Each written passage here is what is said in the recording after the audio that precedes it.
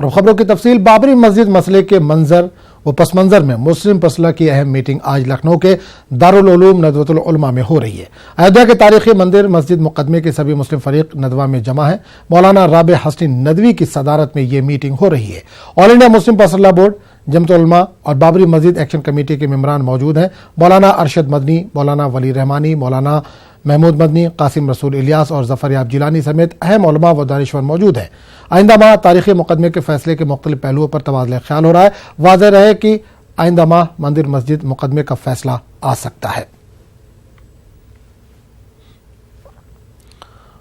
और इस पूरे मामले पर बात करने के लिए हम सीधे रुख करेंगे लखनऊ का, जहां से हमारे नुमाइंदे तारिक कमर इस वक्त जुड़ रहे हैं।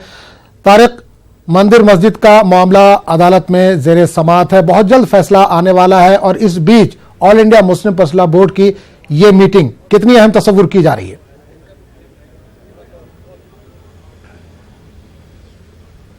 देखिए आज़म, ये मीटिंग इस हवाले से बहुत अहम है कि इसका जो बुनियादी मकसद है वो ये है कि आइंदा माह जो फैसला आना है, अगर वो फैसला हक में आ जाता है तो मुस्तकबिल की हिकमत अमली क्या रहेगी। जी। अगर खुदा न खास्ता वो हक में नहीं आता है तो क्या कुछ पेशरफ्त की जाएगी।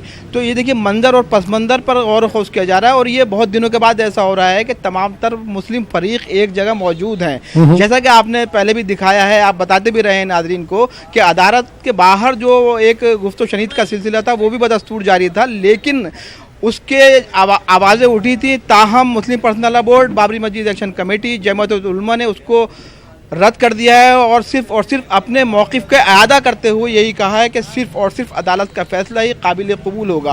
तो देखिए, अभी तक हम ये कह सकते हैं कि सुन्नी सेंट्रल वक्फ बोर्ड के चेयरपर्सन तो यहाँ नहीं पहुँचे हैं, ताहम जमाअतुल उलमा के अहम शख्सियात यहाँ मौजूद हैं। जैसा कि आपने भी बताया, मौलाना अरशद मदनी, मौलाना महमूद मदनी और all India Muslim personal board के अहम अरकान पहले से ही यहाँ तशरीफ़ रखते हैं।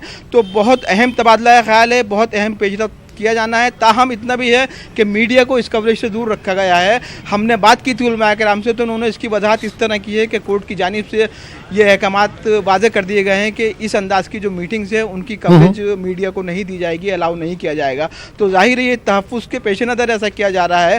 ताहम इतना ज़रूर है कि बाबरी मस्जिद एक्शन कमेटी के कन्वीनर जिलानी ने भी ये वाज़े किया था कि हम बाहर होने वाली किसी भी गुफ्तगू के ख़िलाफ़ नहीं हैं, लेकिन अब उसकी गुंजाइश नहीं है। तो देखिए, ये तमाम तर पहलू ऐसे हैं जिन पर गौर खोज किया जा रहा है और हम ये कह सकते हैं कि जो कुछ हमारी बात हुई है उसकी रोशनी में कि बाद नमाज ज़ोहर एक प्रेस रिलीज़ जारी करके उन तमाम नुकात को वाज़े किया जाएगा जो कि इस मीटिंग में ज़ेरे बहस रहेंगे, ज़ेरे गौर रहेंगे।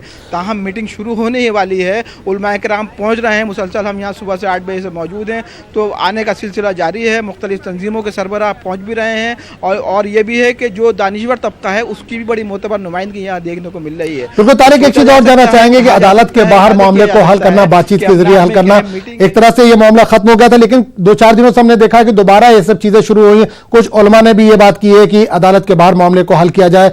जमीरुद्दीन शाह ने भी कल इस बात पर आवाज उठाई। क्या इस ताल्लुक से भी कुछ बात हो सकती है बोर्ड की मीटिंग में? जरूर होगी आदम, क्योंकि ये तो बहुत अहम मसला है। बात की जाएगी, जरूर की जाएगी, लेकिन मैं आपको बता दूं कि देखिए, जो कुछ भी आवाज़ें उठ रही हैं वो आज से नहीं उठ रही हैं। हाँ, इतना ज़रूर होता है, ये आवाज़ें कभी डाउन हो जाती हैं, कभी इसमें शिद्दत आ जाती है, कभी आवाज़ें एहतजाज बुलंद होती है। जैसे जैसे उन लोगों की मीटिंग का सिलसिला चालू था वैसे बाहर लोग एहतजाज भी कर रहे थे। आपने देखा था मुस्लिम लीग ने बाकायदा तौर पर एहतजाज किया कि हम बाहर गुफ्तो शनीद के खिलाफ हैं। तो देखिए, बात यही है कि जो सरगर्दा अहम तंजीमें हैं, चाहे वो मुस्लिम पर्सनल लॉ बोर्ड हो, जमाअतुल उलमा हो, बाबरी मस्जिद एक्शन कमेटी हो या सुन्नी सेंट्रल वक्फ बोर्ड हो, इन तमाम सरबराहों के जो बयानात आए हैं उनसे यही जाहिर होता है कि अब सिर्फ और सिर्फ अदालत के फैसले पर इनकी निगाहें मरकूज हैं। बाहर गुफ्तो शनीद जो भी हो रही है, जाहिर है वो अहम लोग हो सकते हैं हमारे समाज के, और ये सिलसिला जारी भी है और उसमें वाकई अहम लोग हैं भी और उनके अपने जवाब मौजूद हैं उनके पास। जो लोग बाहर फैसला करना चाहते हैं वो ये कहते हैं कि इसका जो हल है इसी सूरत निकल सकता है और उसके जवाब भी पेश करते हैं, दलाइल भी पेश करते हैं।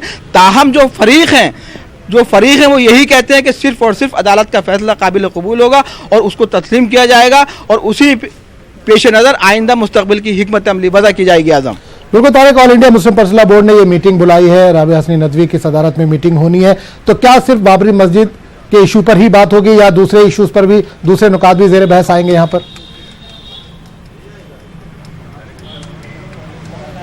देखिए मेरी बात हुई थी कुछ अहम अरकान से, उन्होंने कहा यही है कि ये एक आम मीटिंग है मजलिस आमला की। ताहम मीटिंग ये तो एक रूटीन मीटिंग है, लेकिन इसमें जो मसला सबसे ज़्यादा हसास है उस पर तबादला ख्याल लाजमी है। और कौन सा मसला ऐसा हो सकता है जो मतलब बाबरी मस्जिद से ज़्यादा हसास इस वक्त तस्वुर किया जा सकता है। तो बुनियादी बात यही है। और देखिए अहम उलमाए किराम का आना, सबकी मौजूदगी और फिर बाकायदा तौर पर सबका एक साथ बहुत ज़माने के बाद बैठना, ये अपने आप में एक इशारा है कि इसमें जो फ़ौक़ियत के तौर पर तबादला ख्याल किया जाएगा वो इसी मसले पर किया जाएगा जो कि बाबरी मस्जिद मंदिर का मसला है, अयोध्या का तारीख़ी मामला है। आज़म बिल्कुल तारिक, आप नज़र बनाए रखें, आप मीटिंग थोड़ी देर में शुरू होने वाली है, आपके बाद दोबारा लौटेंगे। फिलहाल इस तमाम जानकारी के लिए तारिक बहुत बहुत शुक्रिया आपका लखनऊ से।